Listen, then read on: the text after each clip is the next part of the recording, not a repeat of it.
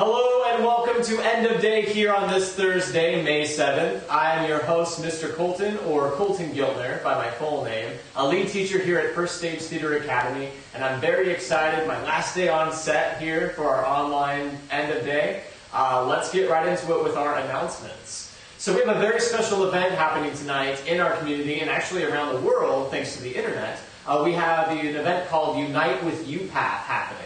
The United Performing Arts Fund, or UPath, supports all sorts of artistic endeavors around the area of Milwaukee and is one of First Stage's primary funders, the primary funder of First Stage programming. We ask that you tune in because there's going to be a lot of opportunities to help support the local arts, as well as performances, testimonials, and all sorts of different interactions by local Milwaukee artists, as well as some celebrities who are going to be joining in.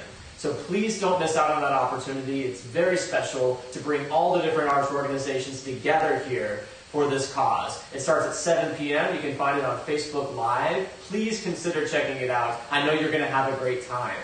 And while you're online, make sure that you're registered for Summer Academy this year. Make sure you go to firststage.org/academy and register now. Spots are filling up, and we don't want to miss out on the opportunity to see you there. Also, if you are a young friend between 3 and 6 years old, we have our online story drama offerings going on. You can explore some of your favorite stories and characters with our awesome Educademy staff. Live lessons, we have some pre-recorded options in our FS at Home series, some storytelling tutorials, but this is live interactive programming and you don't want to miss out. Offerings are on Wednesday and Saturdays, so it fits all sorts of schedules. With that, I think it's time to think about ways that you can support First Stage and these endeavors that we have going on. If you're curious about how you might do that, check it out. Some great ways you can support First Stage in this time are to either create a family package for our 2021 season. You can purchase a gift card redeemable for tickets or Theater Academy classes. You can support us with a gift to First Stage. You can continue to share your love for First Stage on Facebook, Instagram, or Twitter. And if there's another way you would like to help, please contact us, and we'd love to hear from you. We appreciate all forms of support, and like I said, that Unite with UPath event tonight is a wonderful way to support First Stage, as their endeavors support not only our mission, but increases the entire community around us in the arts. So please consider helping us out. With that, I think it's time to move into the end of our day and a reflection. I want to give a shout out though really quick before I get into my final reflection to our school year intensive students who are in their final week of class this week. We have our advanced musical theater students, our advanced playwriting students, our advanced acting students who I teach with my colleague Niffer Clark, as well as our organized chaos students who have been continuing their education and continue growing as artists even after the pandemic breakout and we shifted to online. They have just been fantastic, and it's been a wonderful journey to figure out the online platforms and to keep class as close as we can to the in-class experience. Just a big shout out to you guys. When you have a chance to step away from it all or to focus on other things, you have kept your passion alive, and it's helped keep my passion alive in these hard times. So thank you very, very much. So wherever you are now, I want you to find yourself standing in actor neutral or neutral standing balance. Allow your shoulders to drop, your knees to bend, and just breathe.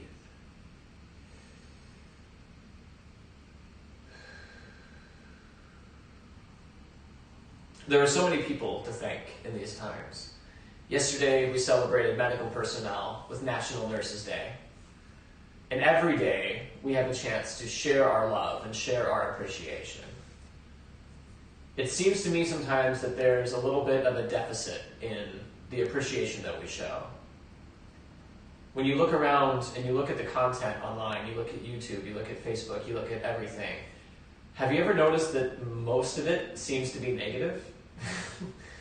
It's scary when not just some of the time you might encounter something like that, but when you're scrolling for 5 seconds, you're bound to run into something.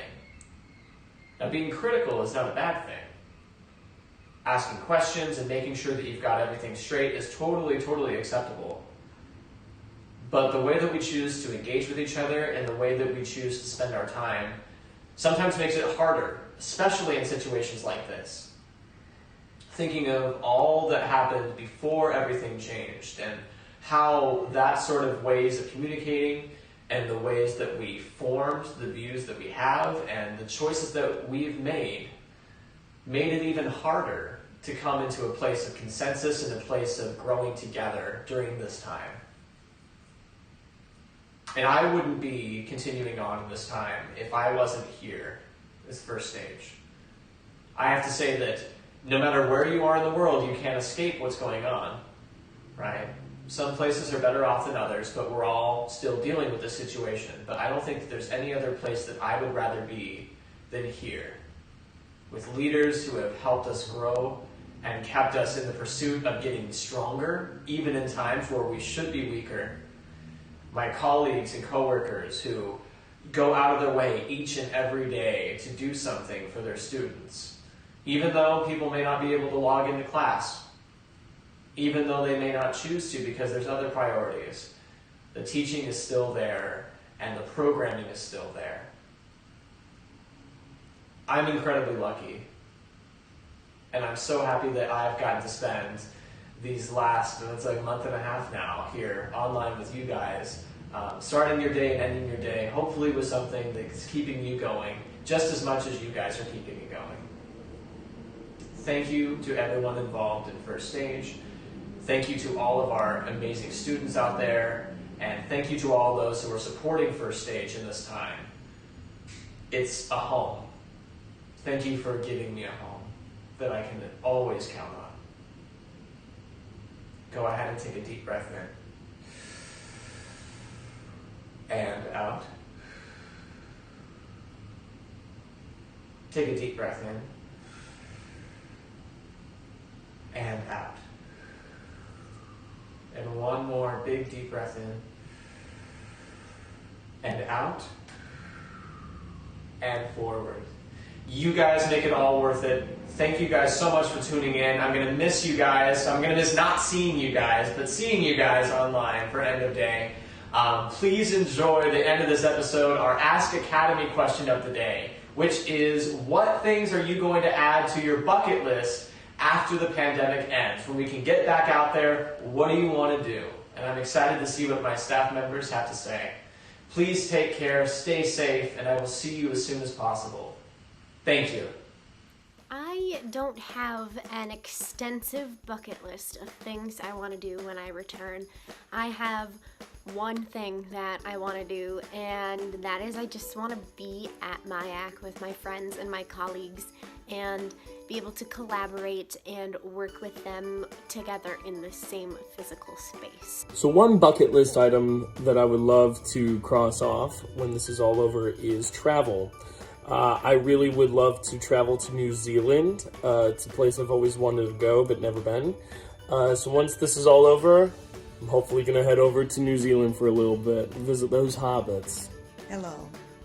Getting acclimated to the process. My bucket list item is actually something brand new that wasn't really on there before the pandemic, but was starting to climb up there in things that I wanted to do, and that is to travel. I've never really traveled outside of family vacations when I was younger, and in my adult life, when I've got my own time and my own schedule and my own list of things to do, I think it'd be really cool to see the world. I've never been overseas before. I think it'd be cool to go there for a trip. I'm definitely not one of those people that would be gone for a couple of years, then come back and start things back up. But at least once a year for a week or so, or a couple times a year, just to spend some time, even a weekend, a new place would be really cool. I think it's more important than ever, the more that we're connecting online, that we connect in person once the situation ends. So I want to travel.